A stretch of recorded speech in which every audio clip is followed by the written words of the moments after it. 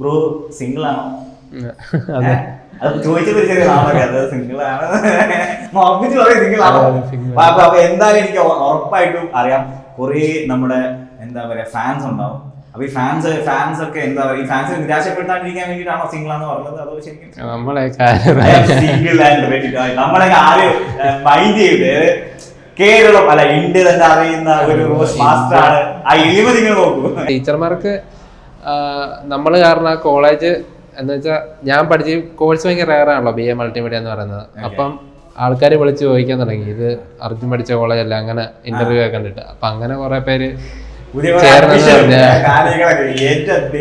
അതായത് ഒരു യൂട്യൂബർ ഒരു കോളേജിന് അഡ്മിഷൻ കിട്ടാതൊക്കെ പറഞ്ഞ ചില്ലറ കാര്യമാണോ?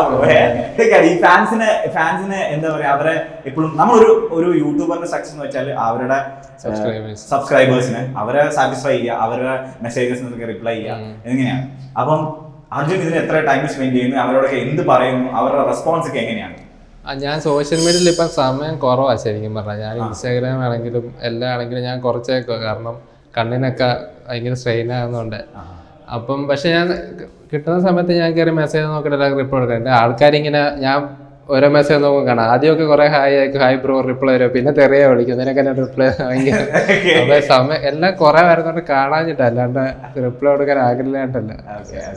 അപ്പൊ അത് തിരക്കേറിയ യൂട്യൂബറാണ്. അപ്പൊ നിങ്ങൾക്ക് ആരെങ്കിലും റിപ്ലൈ ചെയ്തിട്ടില്ലെങ്കിൽ പ്ലീസ് നിങ്ങൾ വേറെ ഒന്നും വിചാരിക്കരുത്, നമ്മൾ റിപ്ലൈ കൊടുക്കുന്നതായിരിക്കും. ഞാൻ കേറാറില്ലാത്തതുകൊണ്ട്.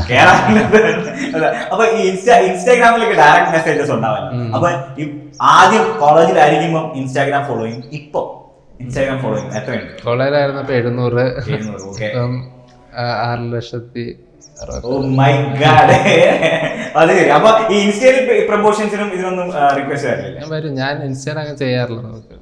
അപ്പൊ അർജുന്റെ ടാലൻസ് നമ്മൾ കണ്ടതാണ്. അതായത് ബിഹൈൻഡ് ദ സ്ക്രീൻ നമ്മൾ പല മീഡിയസിനെയൊക്കെ റോസ്റ്റ് ചെയ്യുന്നതാണ്. അപ്പം അത് മാത്രമല്ല ഒരു സ്പോർട്ട് റോസ്റ്റും കൂടെ ചെയ്യാൻ പറ്റും എന്ന്, ഡയറക്റ്റ് ആയിട്ട് റോസ്റ്റ് ചെയ്യാൻ പറ്റും എന്ന് തെളിയിച്ചുകൊണ്ട് നമ്മുടെ ഷോ പ്രൊഡ്യൂസറിനെ ഒന്ന് റോസ്റ്റ് ചെയ്യുക. അത് കഴിഞ്ഞിട്ട് നമ്മുടെ ക്യാമറമാനെ ഒന്ന് റോസ്റ്റ് ചെയ്യുക. അത് ഷോ പ്രൊഡ്യൂസറെ നോക്കി ഒന്ന് റോസ്റ്റ് ചെയ്യും. എന്ത് കണ്ടിട്ട് തന്നെ നല്ലൊരു മനുഷ്യനായിട്ടോ.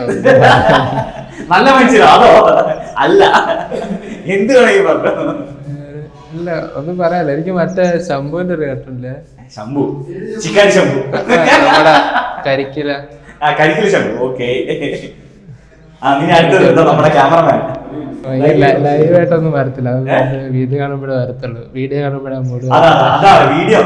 അർജുന്റെ strong point roasting behind the screen ആണെന്ന് പറയുന്നത്. എന്നാലും എന്തെങ്കിലും ഒന്ന് റോസ്റ്റ് ചെയ്യായിരുന്നു. ഷോ പ്രൊഡ്യൂസർ റോസ്റ്റ് ചെയ്ത് എന്റെ ഭയങ്കര ആഗ്രഹമായിരുന്നു. ക്യാമറമാനെ റോസ്റ്റ് ചെയ്യണമെന്നില്ല, പക്ഷെ ആങ്കറിനെ റോസ്റ്റ് ചെയ്യാൻ കുറെ